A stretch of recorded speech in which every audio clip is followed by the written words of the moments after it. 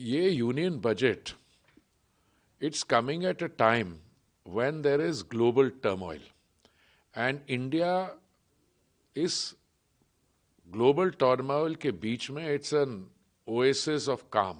ये अपने आप में it's a very significant development.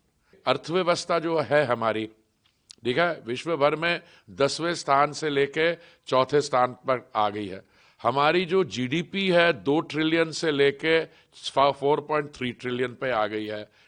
देखिए ये union budget, it's coming at a time when there is global turmoil and India इस global turmoil के बीच में it's an oasis of calm। और ये निर्मला जी का 9th consecutive बजट है। माननीय प्रधानमंत्री जी के नेतृत्व में, उनके मार्गदर्शन में 13th consecutive बजट है।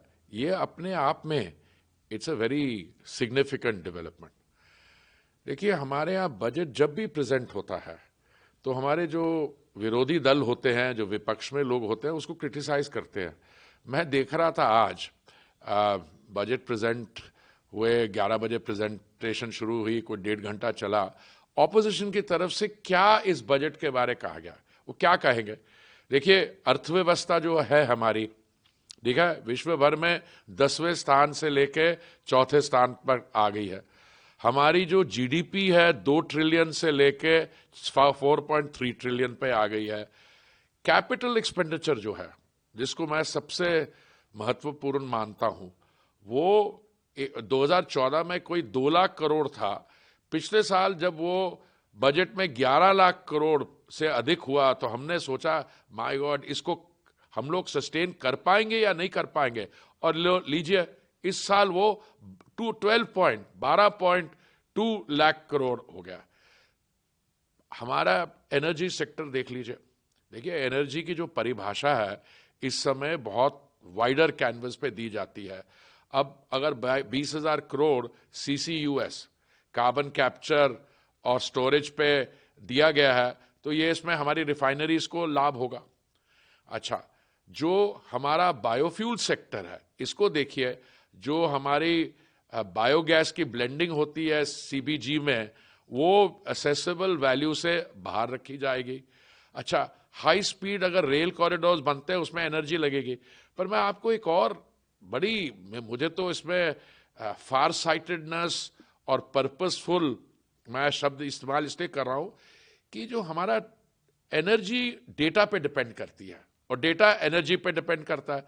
आपने 20 साल का टैक्स हॉलिडे दिया है फॉर क्लाउड पे डेटा जो हिंदुस्तान में, भारत में होगा etcetera.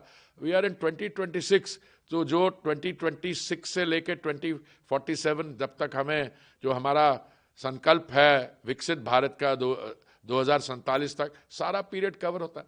So all in all बहुत ही पॉजिटिव, पर्पसफुल, फार साइटेड ये बजट है।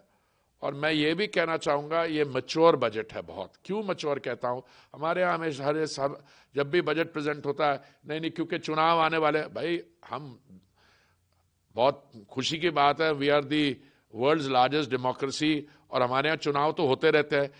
मुझे लगता है कोई ऐसा डिसीजन नहीं है इस बजट में जो कहेगा कि ये मैच्योर नहीं है, ये पॉपुलिस्ट है। सारे मेजर्स बड़ी सोच समझ के, ये बायो फार्मा पे जो था आया, बायो फार्मा, AI पे जो डिसीजंस है, सारे मिला के मैं माननीय प्रधानमंत्री जी, उनके मार्गदर्शन, उनकी गाइडेंस और निर्मला जी की टीम को और उनको बहुत बहुत बधाई देना चाहूंगा।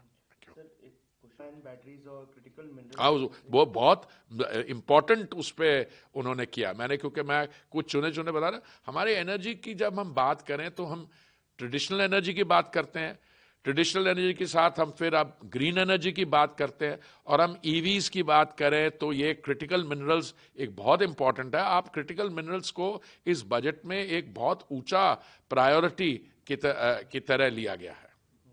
सर, रेयर अर्थ मेटल्स का कि वो सब क्रिटिकल मिनरल्स, रेयर अर्थ, सारा बहुत अच्छा एम्फेसिस दिया गया उसमें।